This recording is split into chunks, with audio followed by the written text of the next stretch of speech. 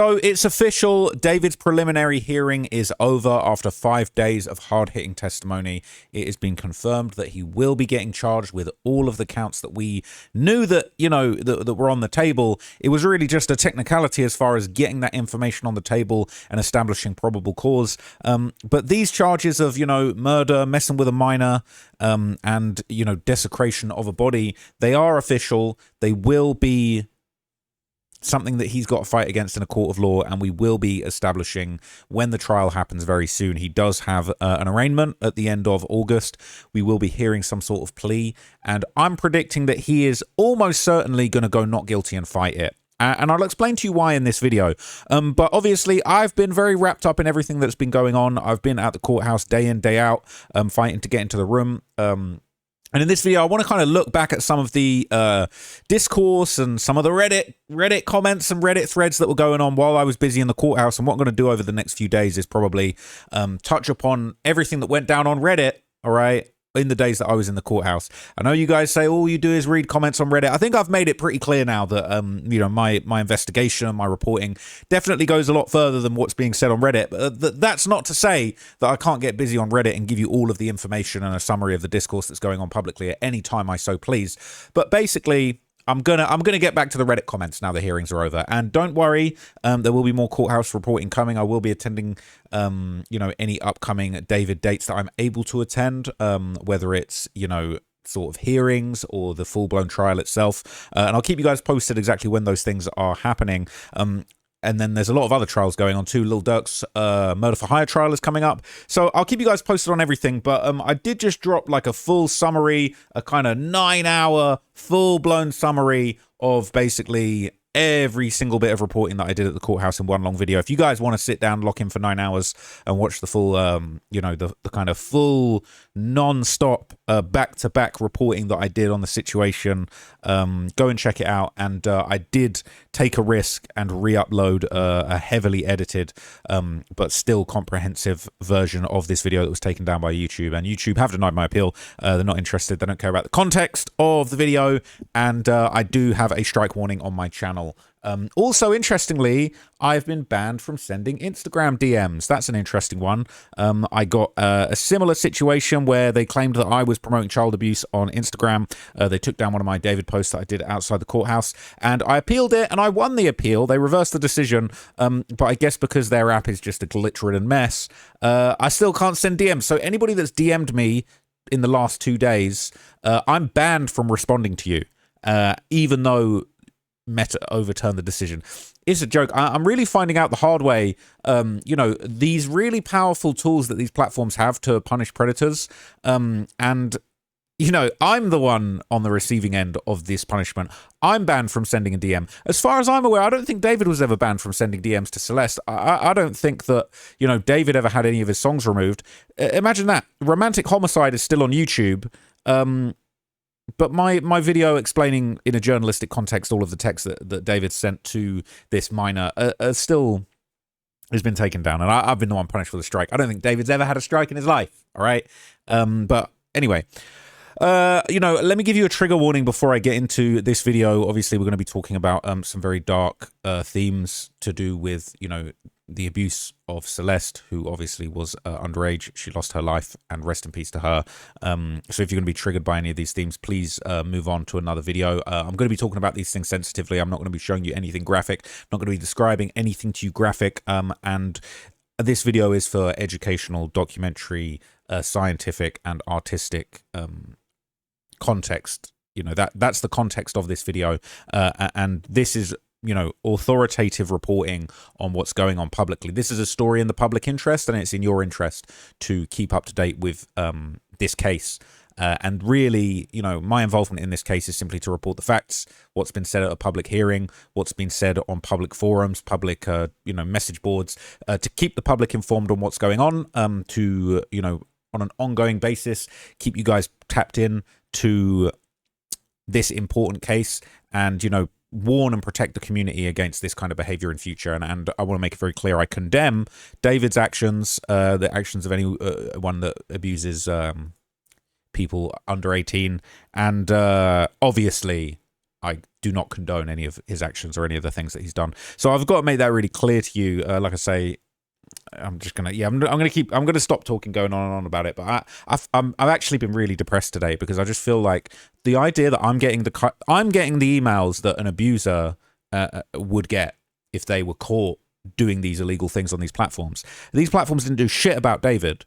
And I'm getting in trouble. I can't even send a DM to my friends. I've got friends who I don't have their mobile number who've sent me messages, and I literally can't reply to them. I can't even tell them. I'm hoping they've seen my story. I can't even contact my fucking bro. I'm not gonna get emotional, but I can't even contact my friends because of this nonsense. Because I'm reporting on this in the context that I'm reporting on it. It's crazy. Never saw that. Anyway, whatever. So, over the course of the second day of the preliminary hearing, there were a lot of interesting bits of discourse kind of going around online, new things that were sort of being brought about. And interestingly enough, it's kind of been claimed that this David song, sort of older David song, kind of resurfaced after that second day of testimony. They're saying that this song kind of surfaced on May the 6th, 2024. 2026. May the 4th, 2026. And people have basically described it as Celeste Part 2. It was an unreleased track. The saying was recorded a week before the body of Celeste was found. And they're saying the song seems to be about Celeste and David being in love with her. And again, that's on YouTube. That's still up. That's still up on YouTube. Cool. Thanks, guys. So I'll read you through the lyrics to this. And I just want to give you guys a better understanding because this kind of resurfaced and went viral again. While everything was happening. He said, I see you in 1,000 different colors. I hope they never change, and I hope you stay the same. So much on your mind, but you never complain about nothing. Now you never complain about nothing. I'm talking about writing on the walls and my head in the clouds for love. At least, I'm so not in the mood for this today. I didn't even want to do a video. All right. And now you never complain about nothing. I'm talking about writing on the walls, the writing on the walls, and my head in the clouds for love. At least I made you stay this way I love. Get a feeling that I obviously don't. I can't wait for the love. I stay and then I know she said. Where does the time go? Because I'm losing control. Wherever we end up next, if I'm not dead, you know that I'm still with Celeste. This guy. I wish she loved more since I've been so lost. Oh, it don't make no sense if I can't regret alone in this storm for fall. There's certain pictures we wake up next to pretend shit. You know I'm not even paid you. I don't need to be paying you to see what I can text you. I want to silence it. Now we cut out a pencils, but I don't have these chances. Light you up for breaking it even more than enough when we were strangers. Remember when I told her love can never be erased? Told me what to tell her, what to never be a racer. Tell me I'm overfaced, 1,000 different. Who do you call when it's all over? And it's low like your door. It's all low like your door. I swear does the time go when I lose the love? Oh, our hearts are changing, but I guess I gave yours for you. So this kind of resurfaced on that second day, and it kind of went around again. And I think that there are clues in here. I think there are things here that kind of relate to what we heard in the trial. Just simple things about, her being in the car. I hope they never change and I hope you stay the same. Obviously, she was in the car and as we found out, the condition that she was found in was definitely not the same as when she went in. And we heard this talk of, the remains being in such a bad condition that it was very hard for the police to do their job. It was very difficult for them to get to the bottom of this and actually find any evidence. They couldn't even find out when the murder had taken place because of the state of decomposition, etc. When he says, I'm talking about writing on the walls, I don't know if that kind of hints towards him sort of being in jail, people write on the walls in jail, things like that. Him anticipating him being locked up. This one, now you never complain about nothing. Obviously, you can't complain. He silenced her forever, sadly. He said, at least I made you stay this way I love. Now that one's crazy because it's kind of like, I feel like it's almost like he's saying that because he's killed her, she's kind of frozen in time at the positive time when things were good between them. Says, where does the time go? Because I'm losing control. And again, I wonder if that's a reference to like, she had been in the car for over a month, and she passed away for, you know, about 5 months between when she was at least identified, when she was allegedly placed in that car, or when she allegedly lost her life. Wherever we end up next, if I'm not dead, you know I'm still with Celeste. I wish she loved more since I've been so lost. Now, this to me, it seems to be an admission of the death. Where he says, wherever we end up next, if I'm not dead, you know I'm still with Celeste. So that kind of is a little bit bizarre, because it's almost like suggesting, you know, in the afterlife they'll be together again. It's saying, if I'm not dead, wherever we end up next. So it's kind of like, wherever we end up next, what next in life? If I'm not dead, you know I'm still with Celeste. But it's like he was still with her in terms of her remains were kept around for such a long period of time. And this one as well. I wish she loved more. And again, it's like, we're talking in the past tense. I wish she loved more. And it's like, since I've been so lost. Since when? Since the murder, right? You know, he kind of talks about there's certain pictures. We wake up next to pretend shit. And we know that there were illegal pictures and videos on his phone that were, you know, taken in that house. So, you know, now we cut out a pencils, but I don't have this chances. I wonder if he's talking about, you know, when people say like, oh, that's why pencils have erasers, stuff like that.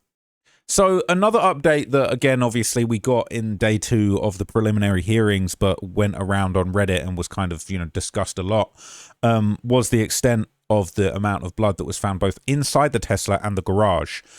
So this person kind of recapped. They said they found so much blood in the garage and the car, the kid didn't even clean the pool properly. There were cuts in the black gym flooring, and that was new information. No one had ever, there was never any mention of there being, you know, big chunks of the foam flooring that had been kind of obviously ripped out by the teeth of a chainsaw. Let's be real. You know, that was new information. There was rumors of blood in the garage on the brickwork, but the whole black rubber matting being covered in blood, or, you know, potential blood that then tested positive for her DNA, but obviously the blood can't be. It's like they basically can't. They can spray it and get a possible blood diagnosis, and then they can test it for her DNA, and they can confirm her DNA. But they, from what I understand, forensically, they can't do both. They can't do a 2-in-1 and confirm that it's her blood, or that it's, you know, they can find her DNA and they can get the probability high that it's blood, but they can't be like, that's Celeste's blood. They can say that's Celeste's DNA was left there and it reacted positive for likely blood. So it was interesting, right? But it was covered, right? The blue star, okay, they said luminol was actually what they, I think Beth Silverman literally said, like, that's what they call it in the movies, but it's like blue star and polypurylene or something. It was a big ass word. I tried to type it. I tried to write it out so many times I didn't really know what it was. But blood stains all over the place. The inflatable pool was balled up as if you put it in the washing machine. They opened it up and found a dryer sheet inside of it and some blood, and it wasn't properly cleaned. The green tarp that had blood on it, a garbage bag was found with wipes and brown stains. Inside of it, it was tested, and the outside of the bag lit up so much with blood that they didn't even have to continue testing it. The car had blood in the frunk itself, along with a bunch of lava. The cargo area, the third row seats. Now, that was interesting because we later found out that those third row seats, the likely blood that was found on those third row seats, basically, you know, didn't test positive for her DNA, which was really interesting. But the blood, the likely blood in the trunk of the car, the back trunk, was confirmed to have Celeste DNA. So there wasn't any on the outside of the car. That's not true. They found, I believe it was 11 different air fresheners in the car, and I don't remember hand sanitizer being mentioned. So that part I'm not sure was true. I don't remember it coming up. They said the man is psychotic, but the signs have always been there. I feel so bad for Celeste. Nothing can bring her back to live the future that she had yet to begin. This monster of a human stripped all of this away from her. I wish nothing but the worst for David. The sentence he receives is less than what he truly deserves. It said the fact that they had all of this while SF was going around talking about how no blood was in the garage or whatever leads me to wonder if he thought he did a good job of cleaning it up during all those months prior to his arrest. Crazy work. What an actual piece of trash. It says, just think about it. They have all of this and comfortable releasing it in just the preliminary. Just imagine what they truly have waiting to show at trial. They took so long to make this a shut and close case. They are really proving it. And he had months to clean the place up, all right? But he didn't clean the place up, and he wasn't staying at that house when they arrested him. It said, he's an idiot, lazy idiot at that. This dummy left evidence everywhere and really believed that he thought that he could get away with it. And here we thought that they didn't find anything. He left it and didn't get rid of it all. Stupid. So I tear up at every new piece of information that comes out. A 14-year-old girl doesn't deserve to be treated this way. He treated her as if she had done the worst of the worst to him, poor baby. It said the signs were there based on the age gap relationship and his background history, to be honest. Chronically online homeschooled kid, gets lucky enough to be famous, never grows up, starts dating a young'un. Everything else is just grandiose levels of icing on the red flag cake. Dude is beyond hope. I'm praying that he rots. I know there's a lot going on, but I can't get past him using a chainsaw in a relatively small enclosed room. Was he hoping the fumes would cover up the rot smell? Now, what is very interesting, I believe he bought 3 chainsaws. Two of them he didn't use that were left behind. One of them was electric and one of them was oil, or I guess gasoline powered.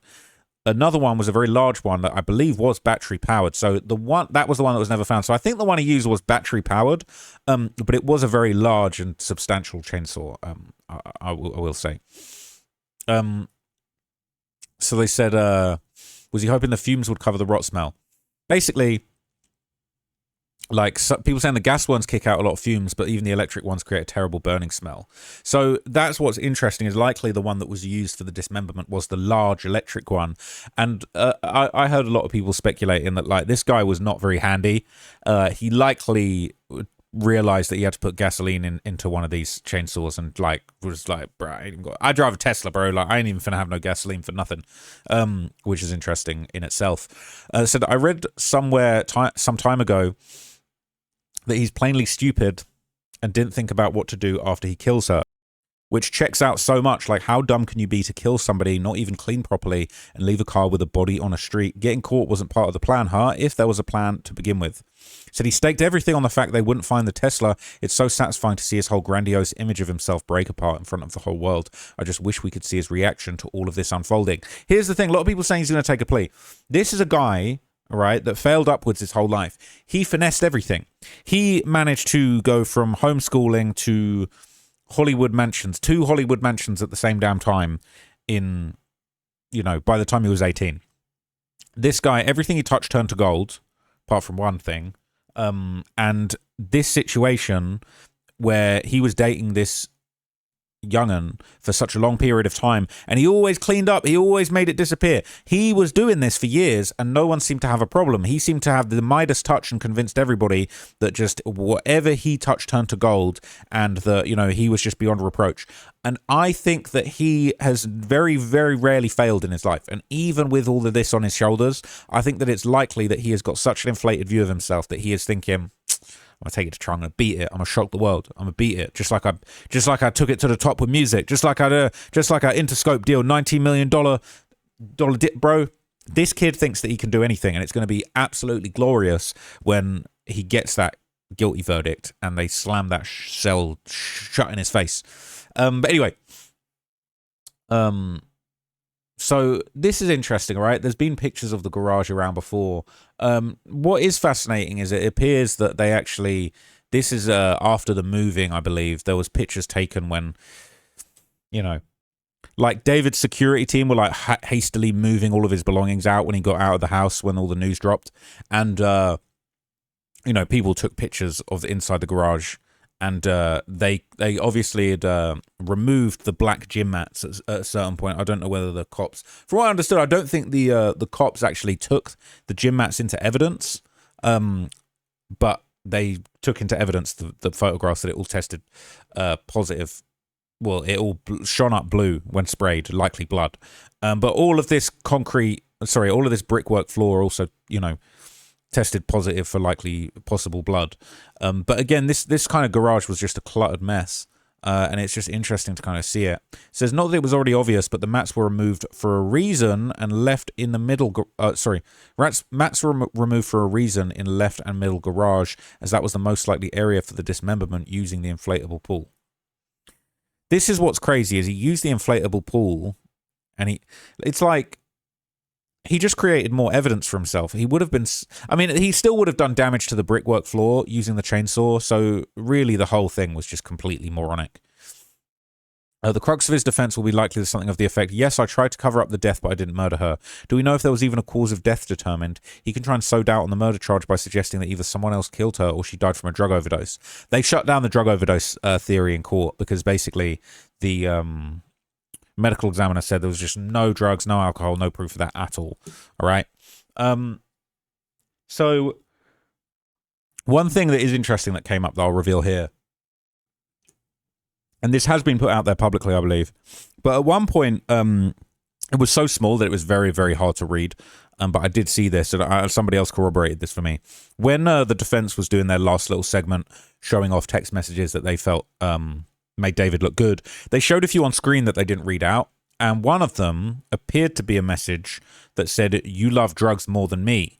And I believe that somebody who also witnessed that and told me that outside the courtroom and said, "Oh yeah, I saw that message." They told me that they thought it was from David to Celeste saying, "You love drugs more than me." Which I thought was interesting, and I think that's something they're going to bring up later. But I wonder whether Blair Burke decided not to read that because the medical examiner had made it so clear that the overdose alcohol theory just held no water. But anyway, as his lawyer alluded to with the timing around the purchases, evidence tied to the body disposal doesn't concretely make the case for murder. In the end, though, I do expect a guilty verdict, but he has enough money and good enough lawyers that they are contesting everything. The cause of death was determined. She died from being stabbed and bled out. She was, they said that, look, it was a blunt, not a blunt. They said that she died from being, punctured with an instrument, in so many words. I don't feel they could really say stabbed necessarily, because they have to be really careful with their words. And it's like, they didn't say this, but it was like, oh, she could have, the defense basically said, oh, well, she could have fell onto the object, right? You don't know what direction, you don't know what speed the object was traveling or where the object was. You don't know if it was a knife. You can't say that, even though it looks like the hallmarks of a stab wound. In theory, they can't disprove that she didn't, fall on the knife, which is just crazy. So one penetrated the liver, the other just missed her heart, and they said that it could have punctured her lungs. But because of the state the body was found in, everything had kind of changed shape, and they couldn't really likely say exactly what happened and where. So anyway, that was that. There was another discussion that focused on these 11 air fresheners, and I have seen the picture of these 11 air fresheners, and this was one of them. Now, shout out to Mark the Shark. When I saw this, I thought this was a sticker, but this was actually an air freshener, and I believe some people did comment to say that there's a certain car wash in LA that gives you tons of these. If you go and get your car washed there, they give you shitloads of these. I'm not going to lie, my car probably needs a wash, so I might need to go and pull up to that spot. Oh, there it is. The Love Car Wash. Your car's favorite wash. Join the Love Club. All right. I'm going to have to pull up to the Love Club and find what's going on and maybe get one of these for evidence. But that was chilling to kind of see that was one of the air fresheners. I mean, it was like, I don't want to downplay the seriousness of this real situation, but it was like a movie. It was like, it was like some creative director in this murder story had said, oh, I'm going to put a really ironic one of the air fresheners going to say love in the air. Like, you couldn't, you're thinking, how is this real? How is this so twisted and ironic that the young'un that he was in love with, that allegedly he murdered and stuffed in the front trunk, he was trying to throw people off the scent with air fresheners that said love is in the air? I mean, I could not believe that. I thought it was a sticker, but regardless, this was from the Rolling Stone article. I don't need to read that because 11 air fresheners basically. So it says, sick F word. I'm happy with the death penalty or life without parole. Literally doesn't matter to me. Dude must keep a crazy BO if he was content with a dude must keep a crazy BO if he was content with a body, car, and home and just using air fresheners to mask it. All right. So I don't want to say anything too messed up. I'm already on thin ice. Sometimes I do like reading these hidden comments at the bottom. See, this is always just like, okay, this is like David Bots in action, right? Like, they started their account on Valentine's Day 2026. They're keeping their posts hidden. I think there's something going on. This thing very normal, don't you think? Can't wait for 6-year-olds to make thousands of theories about this. What theories? There was literally in the car. There was loads of air fresheners, and this was one of them. Like, what do you mean theories? The David defenders really don't have any fuel in the tank, but like they'll happily just throw out anything, right?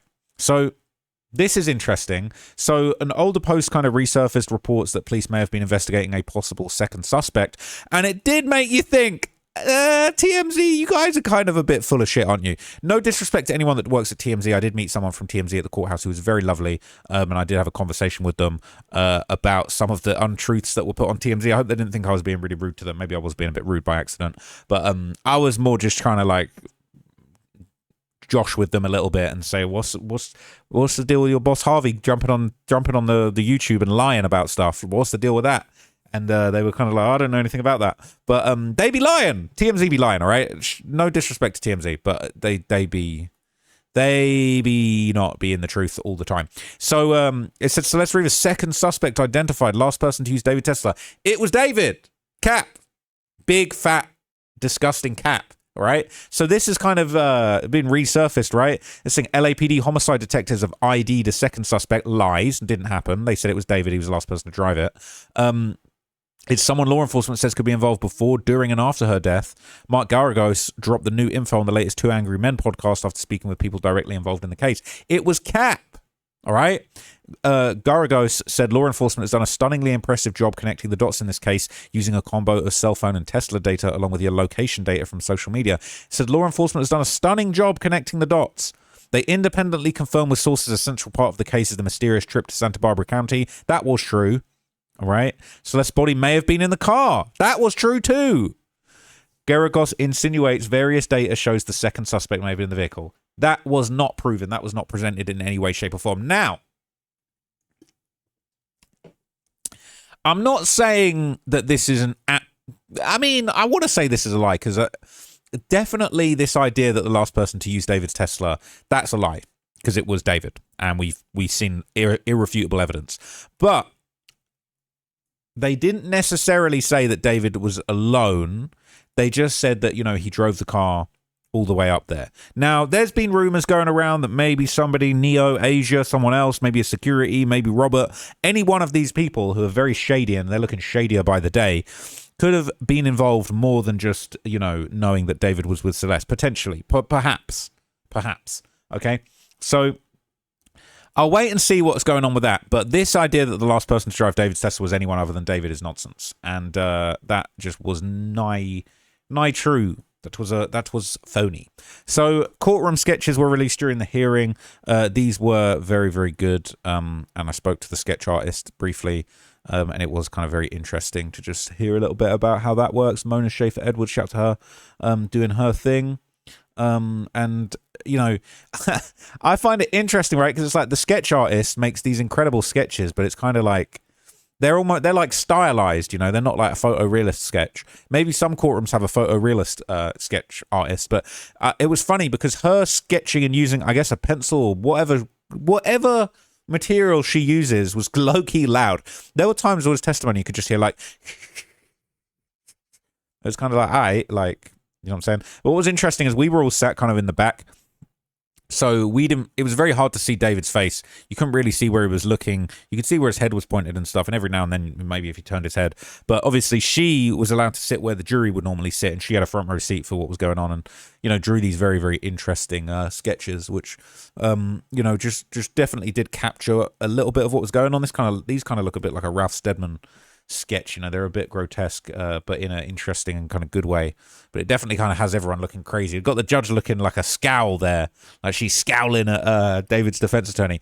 This woman, this female lawyer that was like number 2 on David's defense team, she was rubbish. I'm not going to lie to you. No, I was about to say no disrespect, but low key, like she sucked. She's doing the best with what she has, because this is an absolute nightmare case for a defense lawyer to deal with, right? But she was doing the best. I feel like Blair Burke put her in on the segments where I'm not going to show this on screen. I feel like Blair Burke put her in on the segments where like she knew that she was just overly cooked, where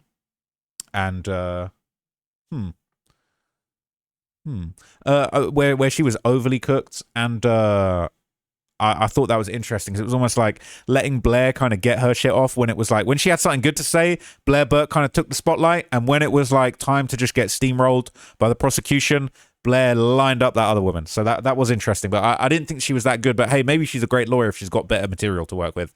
And obviously Blair was getting the good moments and the good evidence that was kind of like, okay. But this other woman, it was like she was just getting fried out there. But that's her job. So, is what it is. But anyway, People have been discussing the condition that Celeste was found in, and there's some pictures in this thread, but I just want to be careful and not show them. This says, what happened to her hair? I read something that a reporter wrote on X about the autopsy photos shown in court.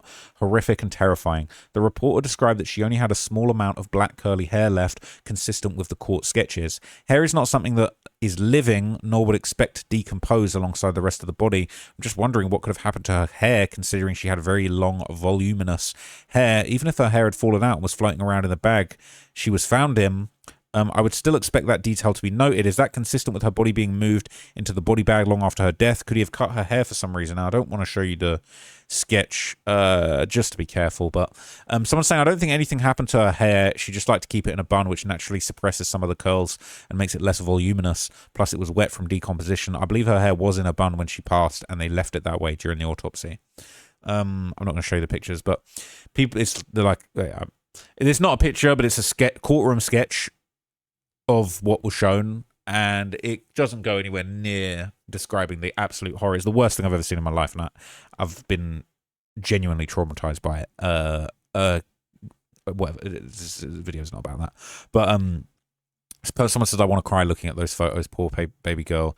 Every single picture of her makes me sick to my stomach, fills me F's with me so bad knowing what happened to her. She was so beautiful, full of life and potential, and she had so much life left to live and experience. Just really, really sad. I'm a funeral director, and the hair really comes out easily sometimes when someone's passed away.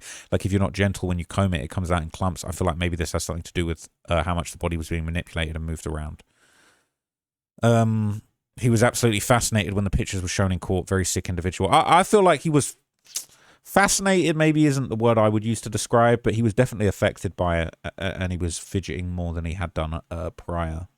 So another question that was kind of going around Reddit whilst all this was actually going on in the courtroom was people asking, why did David actually leave Celeste's remains in the Tesla instead of burying her? And he bought numerous shovels. That's the thing that doesn't make sense. He bought numerous shovels, and, you know, he went on this long drive to Santa Barbara that night. Why didn't he bury the body when he had the chance? And some interesting theories going around about this. This person says, why did David not do this? I can't help but wonder about this, but why didn't David bury the poor girl? He obviously did some planning in the beginning, and then he got sloppy. He just kept her in the front trunk, bombarded his car with air fresheners. Why go to all this trouble to avoid detection? I hate what he did to her. He showed her no mercy to the last minute. It's heart-wrenching. David has no soul. People saying, nobody knows. We all have the same questions. There's a lot that doesn't make sense, and we might never ever get the answers to those why questions. All we can do is hope the trial elucidates some of the answers. People saying we don't know, but I think this holds weight. It says he's too weak to dig a 6-foot hole. Have you ever watched the movie Holes? Someone said there's some dirt on the body bag, but if I remember correctly, he ordered the shovel. Seems like he tried to bury her, but was too weak for digging. Bruh. Interesting. Saying he's beyond stupid and egomaniac. Someone says, I mentioned before, but I want to say, as Tor got closer, we had more people over, and he couldn't really get away to go and bury her or whatever his plan was for her. Whenever artists go on tour, they usually have a ton of planning and packing to do. I don't know who went on the tour with him, though. I want to say that with the timeline, correct me if I'm wrong, she had the pool remnants on her skin.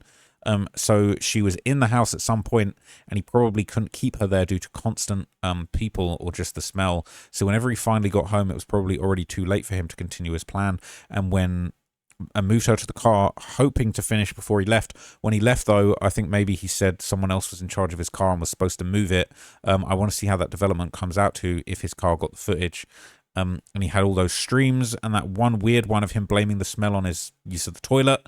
All his friends on tour probably were staying at his house or just showing up randomly, and he didn't want to raise suspicion. I remember somebody mentioned David said she ran away from him and was ignoring him to back up her not being there. Not really sure if that was true, though. So obviously I do agree with a lot of the negative stuff about him, but yeah, it says the current evidence seems to be that Burke dismembered her and removed the incriminating fingers with the initial goal of a burial, which then switched to utilizing a burn cage he ordered online. When the body's odor became too much to conceal or bear, he hid it in the Tesla while on tour with the aim of assembling the burn cage and destroying her body when he returned. From a criminal mastermind perspective, a murder charge is hard to make stick if there is no body involved. Prosecutions without bodies do happen, but they seem to drop the charges to manslaughter or negligent homicide to not have to prove beyond a reasonable doubt a murder. A buried body decomposes over 1 to 3 years into a skeleton, which can stay intact for decades until it erodes away. A buried body always has the potential to be found by a hiker, a well-trained dog, or a homeless person that just walks on by. Imagine it like a landmine that stays active for Burke's whole life, waiting for one wrong step to blow up his life and destroy his career. He wouldn't be able to sleep over the possibility of getting caught. Additionally, a buried body becomes a bargaining chip for the prosecution. Say, tell us where you buried her, and we'll shave a few years off. Her family deserves to know. A burn cage would have incinerated the remains of Celeste and destroyed DNA evidence linking him to her murder, leaving just her bones behind to be ground into dust or thrown into the ocean. But for someone as narcissistic and obsessed with murder imagery as Dirk, the criminal psych interpretation would be that he likely viewed fire as a purifying action that would wipe away his sins and free his or her soul, ashes to ashes, dust to dust. Except there's one other benefit of incinerating her body, a detail that basically upends any kind of spiritual release narrative. Coroners are unfortunately adept at being able to determine if a female murder... let's not even get... I'm not going to get into that. Okay, so there were some interesting theories on why David purchased 4 chainsaws, and I think there was allegedly another chainsaw that was discussed, but I thought it was 3. Some people have said 4.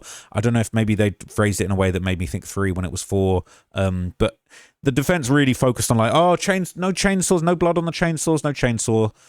So theory about the 4 chainsaws. David clearly saw himself as some sort of angsty artist inspired by his crime. Him tweeting decay and writing songs about her being trapped in a Tesla, for example. I believed he bought the chainsaws in multiple to make art out of them, feature them in music videos, etc. That would be an excuse for having ordered them and explain the aesthetic Hello Kitty one. That there wasn't a Hello Kitty chainsaw, that's not true. Just my instinct when thinking about how many he just had a habit of these gore-inspired videos and imagery. Now I remember, I think there was another like cutting device that they found upstairs, but I don't think it could have been described as a chainsaw, and it didn't have any blood reaction to it anyway. I think it's more likely he bought more in anticipation of one failing. People are saying it went from 2 to 3 to 4. I think the 4th one was like some kind of small cutting device that I'm sorry if I'm wrong on this, but I feel like I remember them talking about, oh, they found another. His defense was trying to be like, oh, and they found another chainsaw upstairs, and they tried to sort of say like, oh, another cutting device, another tool, and they were like, it wasn't a tool that was really able to do anything with, so we didn't really care, and it didn't have any blood evidence on it, so we didn't care. But anyway, there was kind of a lot of controversy about the court's lottery system. Basically journalist Brian Entin kind of described it, and he basically explained the lottery system for getting into the David hearing is odd. You get your ticket, and when they put it into a metal drum and mix them all around, and they draw the winners, only 10 seats or so. I got it again today, which I wasn't expecting, but people like to cheer and gasp. It's odd.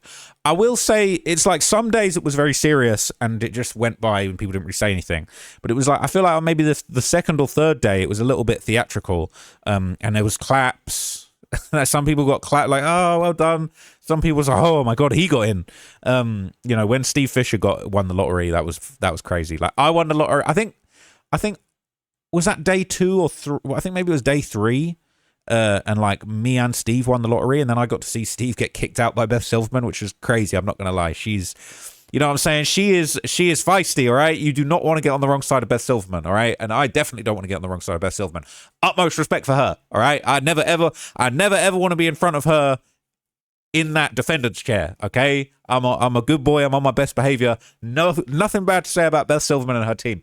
Very, very professional and impressive team, if I do say so myself. And that's genuine. I'm not just saying that because I don't want to get in trouble with her, but like, it was actually really inspiring to see, like, you know, a prosecutor, deputy district attorney, like at the top of her game, like prosecuting what will be, already is, for arguably, you know, one of the most famous crime cases in American history.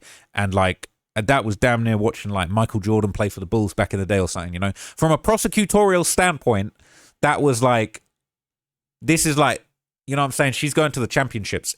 Not to diminish what she's actually doing in there, because this is much more serious than basketball. But as far as like seeing a professional doing what they do best at the very highest level, that was inspiring. Like, she is top tier when it comes to the legal profession. And that was actually, I used to want to be a lawyer when I was a kid. So, you know, when I was a teenager, I really wanted to be a lawyer. And, oh, hello, little friend. That really was like something that I wanted to do. And just to I'll keep it real with you guys. Hello, are you just gonna stay there? You should be there. I'll keep it real with you guys. There was a time when I really wanted to be a lawyer. Don't show him your butt, at least. There was a time we don't want to get kicked off for lewd and levacious acts. There was a time that I wanted to be a lawyer, and I kind of like. There was a time when I actually wanted to be a lawyer, and it was like, there was kind of a surreal moment when I was in the courtroom and I was thinking, wow, like, it's actually crazy where I've ended up in life. Like, I wanted to be a lawyer, then I wanted to be a rapper for a little bit. That was before I wanted to be a lawyer. And then, I wanted to be a YouTuber, and it's like, I'm kind of doing this YouTube reporting on, a high profile criminal trial. I'm in an American courtroom, not an English one. And it was just like such a surreal full circle moment for me to just feel like, wow, I'm actually here. I'm not working on the legal team, but I'm observing perhaps, one of the most powerful legal teams in America, absolutely confirmed Los Angeles by far. These are lawyers at the top of their game, top of their profession. That was mad inspiring to see. And it was just, I was so grateful to be in the position and to have the responsibility of being one of the great people that were reporting on this situation and observing it as it happened. Anyway, I'll stop glazing. But, so one of the other posts that's going around, and my mouse mat has diminished in size by about 80%. Oh, okay, having my mouse mat back. He definitely likes to hunt mice for sure. The mouse definitely gets tackled many times. So some people are arguing that David's lawyer appeared to understand how strong the case against him was, and I would say that there were times that I would have agreed with this, and there were other times that I felt like, no, they are finding their angles, they're getting in the pocket, they're getting their shit off. Like, there were moments where I was like, oh yeah, you can see that they're cooked, like they're deep fried, they're fish grease. And then next minute, they're showing texts that are like, oh, David was in fear of his life. Celeste said she was going to kill him, all that kind of thing. So it said, I genuinely think David's lawyer knows it's over for him and that he's going to get the death penalty. It says, during the hearing yesterday, when they presented the evidence regarding blood in the Tesla, she didn't seem to have anything to go with. She literally asked about dents in the Tesla, but it's like, we are talking about the blood in the Tesla. We know it's David's Tesla. And they said that she then complained about evidence that she claimed wasn't given to her to look over, but the prosecutor fired back, basically saying she's only complaining about how it's presented and that it was all there. The judge isn't stupid. She then took things personal, started beefing with the prosecutor because apparently they had a beef before, but this is no case to do that. The seriousness and tone of how this case was going to go was set when the judge told David he doesn't have to show up, but this will proceed without you here, letting him know his celebrity status means nothing. I don't think he understood that. I will say to you this, all right? I think I've got a runny nose. I will say this. There was a few tense moments between Beth Silverman and Blair Burke, and the judge revealed in front of everybody, all right? I guess I'm allowed to tell you this because it was told in a public hearing. But the judge said that they apparently had just come off some other big hot case where, things had gotten really tense between them in another case, another courtroom, a completely different matter, and I don't know what that matter is, but that was sort of interesting. So it's like, ooh, they kind of got a little bit of an outstanding beef. They got unfinished business on another case, and they were definitely kind of like going at each other. But that's the whole point of a legal case, and defendant and the prosecution to go back and forth. But anyway, I said from the judge's standpoint, it's like David lied on the stand claiming he thought she was 18. Trafficked. He wasn't on the stand saying that. He never took the stand. Barely said anything. Trafficked and murdered a minor, and he's showing no guilt or remorse, looks bored in court, smiling about things. He thinks he's genuinely going to get away with it when he's talking to his lawyer while she rubbed his back to reassure him. That's true. Blair wasn't too confident from the start of all this, but the judge has to be disgusted. I'm not going to lie. There were moments where it felt like the judge was seeing the evidence, probably for the first time. And I felt like there was moments, it's definitely when the autopsy stuff was shown, where I felt like the judge even just a little bit like, was just like, there were just a couple moments. She was very professional. At no point did she give any bias to either side. But I think there were moments when the evidence, it was kind of like, you just see it, just on a human level, kind of like, and there were things that they were trying to object to, and she was like, no, I'm allowing that. Like, I need to hear that. There were certain times where it was like, she was leaning in like, wait, what did I just hear? Like, what on earth did you just say? And so when it came to it, obviously she made a ruling. Celeste's parents are bawling their eyes out and were told to look away before the remains were presented. That's not true. They weren't bawling their eyes out. They were crying very quietly and dignified. And Beth told them to leave before the really violent stuff was shown. And that was organised very professionally. We all know this, but it has to be said. Celeste was an innocent little girl, innocent child, not a grown woman. All right, I'm not going to mention them and their relationship. They didn't bring up that her voice was put in a song, and I think the reason why is because the detectives probably couldn't verify that to be completely certain. So her parents appeared every day to sit across from their daughter's murderer, who's still breathing, living, and complaining about being in a cuffs and not having a good haircut. That was true at the hearings. When they showed the pictures of the remain in court, the courtroom was horrified. Even Blair was trying to look away. That's a fact. Blair was looking away. Today, they're probably going to have to prove the lying in wait special circumstances caused because the murder situation is clear, which makes him eligible completely for the death penalty, and the judge agreed that the lying in wait special circumstances were there. There was probable cause for those at least. Celeste was technically a witness at one point. She didn't threaten to go to the authorities, but she threatened to expose him. And in the judge's ruling at the end, she made it clear she doesn't have to say, I'm going to participate in this specific criminal investigation by the Riverside Sheriff's Office that I don't even know about. She just had to say she would have been willing to expose him. She said in the messages, I'm going to tell everyone, or, don't make me start posting stuff to an anonymous account. She was wiling out at him. She didn't need to say, I'm going to participate in the proceedings. That was enough, okay? And she was the subject of the investigation. She was the victim. So this is what makes him eligible for the death penalty. I'm pretty sure that when they did the press conference afterwards, they pretty much asked, the DA at the press conference afterwards pretty much said, we're going to let you guys know what we're going to do about the death penalty. They didn't make it clear exactly what they were doing on the spot, but yeah, they basically said, we'll let you know. So 2 special circumstances in a first-degree murder charge. Rest in peace, Celeste. May you get the justice you deserve. This situation is so saddening. And it says, where did you see about him smiling? There were moments when he smiled. He didn't smile. I mean, I couldn't see any smile when the evidence was being shown because he was facing away from me. But what we did see was, there were times when he came in a good mood. He did a lot of this. He did a lot of puckering his lips. Did a lot of that. But he did have a laugh and a joke. There was, I think maybe on the last day or the day before, he came in, he was like, I was so thirsty, can I get some water? He was having a little laugh with one of the courtroom clerks who brought him some water. There was actually there was a moment that was crazy. Some people thought that this was out of line, but at the end of the day, I think a little bit of just human humor to deflect from the horrific stuff that we were going through is sometimes appreciated. They were looking at this pink mini chainsaw that was found in his property that he ordered on Amazon that wasn't found with any blood on it. But they were having a problem with the monitor, and the AV guy came in. And I didn't see it. I couldn't see, but he was apparently wearing these bright pink shoes, pink sneakers. And Beth made some little comment of just it would appear the AV guy has pink sneakers that match the chainsaw that we've tried to show on the screen. And I'll be real, I didn't see it, but people afterwards said that even David laughed at that. I'd say the whole courtroom laughed. It wasn't it was just sort of it was an awkward moment because the screen wasn't changing or whatever. She's waiting for the AV guy to come. It's sort of an awkward silence. And obviously, Beth Silverman's very sharp. She's very observant. I'm sure she'd probably be a good detective, but that was just something that she observed. Some people thought that maybe wasn't the right thing to say at the time. At the end of the day, it's a very difficult job to have to do. So I wouldn't hold that against her, but people that were seated differently to me, that they said they thought David kind of chuckled at that. But I couldn't possibly say, but it was definitely a break in the tension. It was definitely just kind of and it was an awkward moment. This whole AV, there were days when, she said other stuff. She was like, this isn't what it's like in the movies.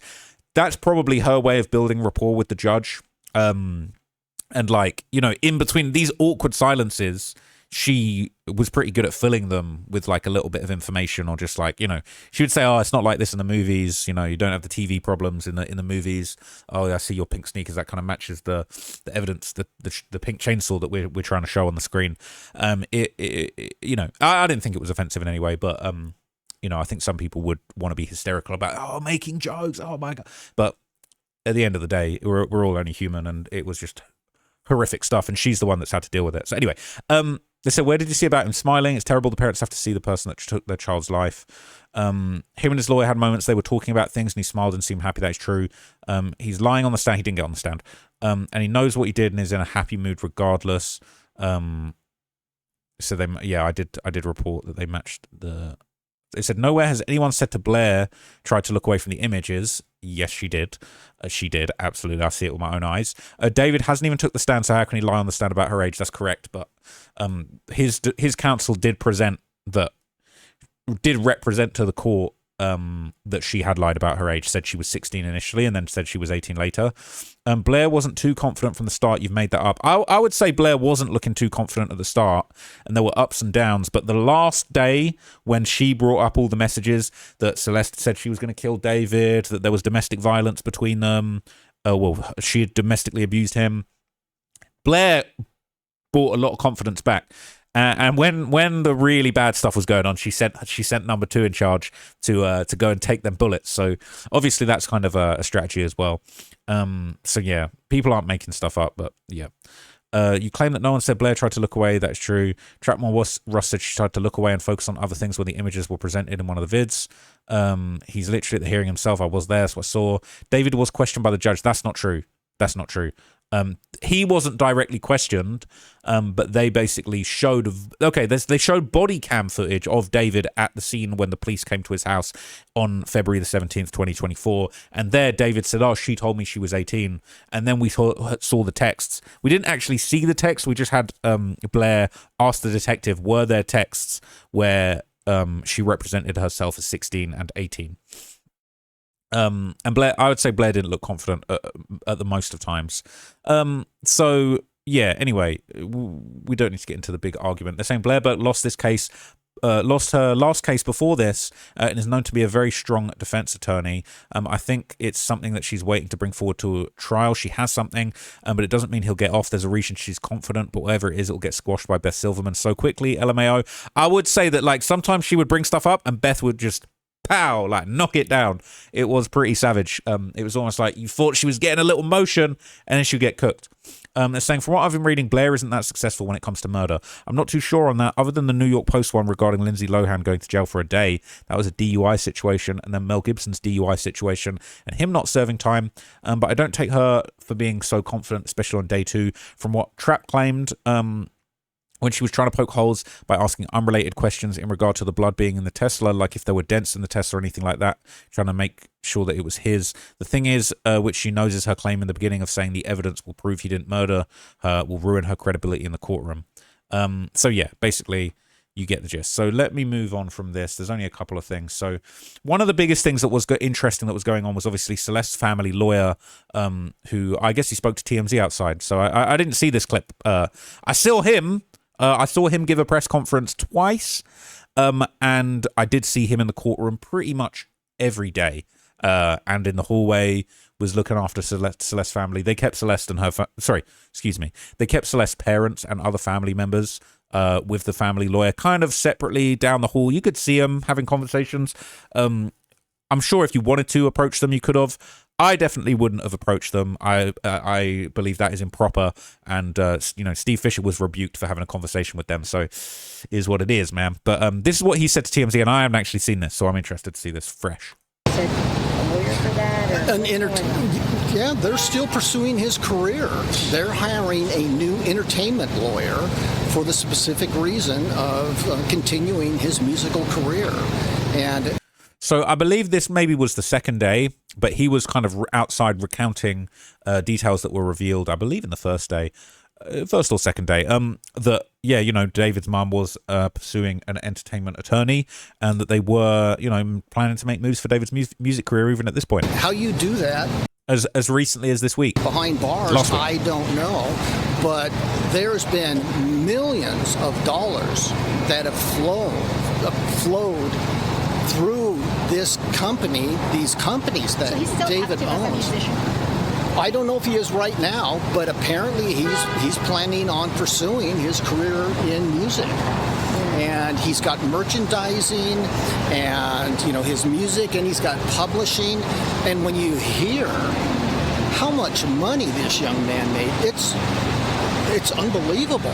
And so, based upon the amount of money he made, I personally found it deplorable when he transferred 2 homes out of his name. Yeah. And the witness, the last witness on the stand, he was the one that advised the family to transfer the assets out of David's name to protect it from a civil lawsuit. And that, to me, really hits home, because that's like an unlawful transfer of assets. And his mother was reportedly involved in that. I mean, yes. He comforted one sobbing mother today.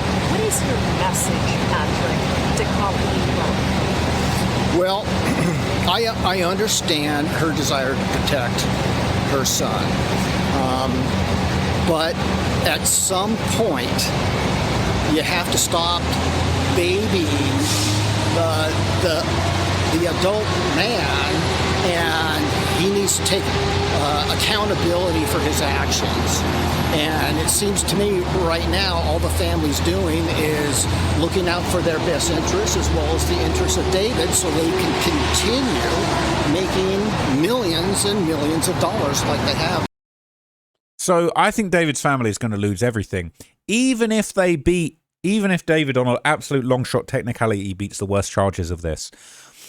They're probably going to lose the civil lawsuit regardless. And we saw the same thing with O.J. Simpson. Now, I think David probably is going to lose his trial, but as we saw the same thing with O.J. Simpson, got cooked, lost everything. He was broke. He was doing armed robberies to steal his memorabilia back. All right.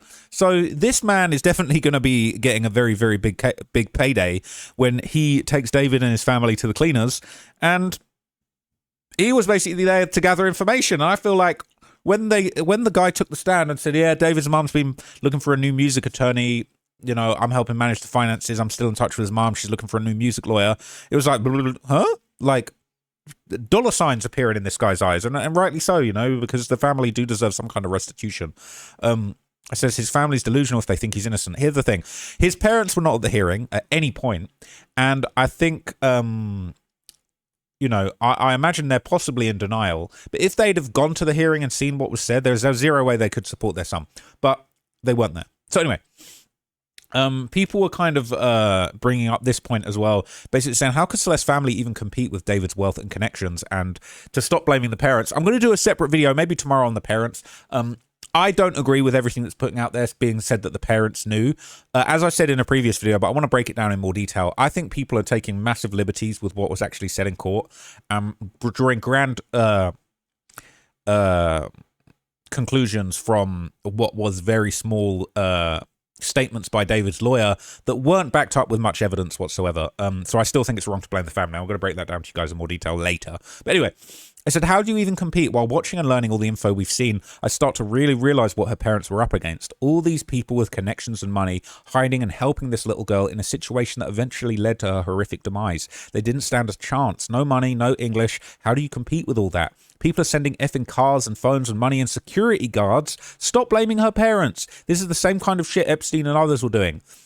Whatever the F they want because they got money and clout, leaving us regular folk helpless. Stop saying they didn't do enough. Hopefully you're never in their shoes. People have been saying, oh, see, it's proof. Oh, Celeste's parents sold her to David. No proof of that was ever shown. There was not even a statement made that the parents received any money. They didn't say at any point that the parents specifically approved of the relationship. All they said was members of Celeste's family knew about the relationship with David, all right? They didn't say what age they thought David was. They didn't say which specific person. They didn't say Celeste's parents knew about and approved of the relationship. They said, oh, members of the family knew about the relationship, and that includes her sister, right? And it's a different story about you being in an illicit relationship and your sister knowing about it, to your mum and dad knowing about it. And we know that David and Celeste lied to everyone around them. So said, no money, no English, how do you compete? I'll tell you, OP, they compete with a lawyer that just announced they're going to sue the Burks for every single penny left over when Blair Burke is done vacuuming their wallets. That's the thing. Blair Burke, she's shaking them down for the biggest bag to begin with. But basically, you know, whatever's left is going to get picked apart by Celeste's family and the lawyers, and that's only right. So you know, I'll give you a brief rundown of this comment and then I'll wrap it up. But they're basically saying Celeste wasn't the first kid in history that wanted to disobey her parents dating a guy the parents didn't approve of. I'm going to presume the parents didn't want her seeing a guy 6 years older at that point in her life. But until I hear otherwise from them, that's what I'm going to presume. Most kids are not in a position to run off with a multimillionaire facilitating the preteen rebellion. Hell, this guy even had a full-grown adult on payroll who was ready to help too. Most parents are going up against some loser boyfriend across town. Celeste is obviously the victim. I don't think she made it easy for her parents through this. I had a angsty teenage years, but at no point did my mum ever need to sleep in my room to make sure that I didn't sneak out. Okay, I had respect for my parents, and these friends didn't have a millionaire in the wings helping them do whatever they wanted to do. So look, I think it's wrong to blame the family. I'm going to wrap it up here. I'll do a whole breakdown on the family and why I think that all of the slander against them right now is part of a strategy that is just really, really horrible, and it's not going to work. So anyway, I'll wrap it up there. I hope you found this breakdown of kind of day two's updates useful and the response on social media. I'm still reading Reddit comments. But anyway, I'll wrap it up there. See you guys in the next video. Bye.